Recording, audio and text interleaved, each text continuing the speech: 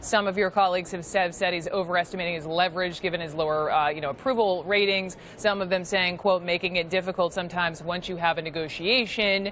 What do you make of how the president's doing business with those of you on Capitol Hill?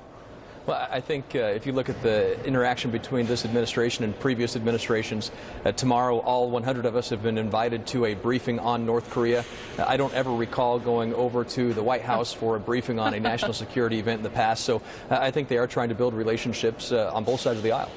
Let me ask you about that, because I understand there's a perfectly good skiff up there on the Hill, and I can't think of in recent memory any time, 100 U.S. senators, I don't know how you all are getting there, and buses, SUVs, you're all rolling down Constitution Avenue to head to this makeshift skiff in the old executive office building. Why do you think you're going there? Well, that's where the meeting is at. I think arguing over where a meeting is going to be on North Korea is about the stupidest thing Washington could be doing.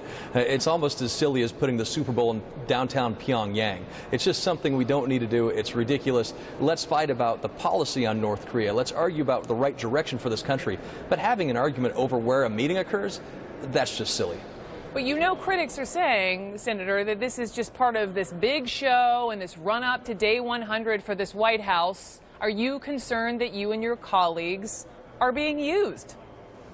I think we're talking about North Korea. We're talking about a regime that has dozens of nuclear weapons, that is testing them, that is violating United Nations sanctions. But we're also, forgive me, but we're also talking politics. The last thing we ought to be doing is arguing about where the meeting. That's just stupid. If Washington gets caught in an argument over where a meeting is, no wonder the American people are so pissed off at it.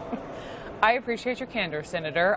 Let's talk about North Korea and this prediction.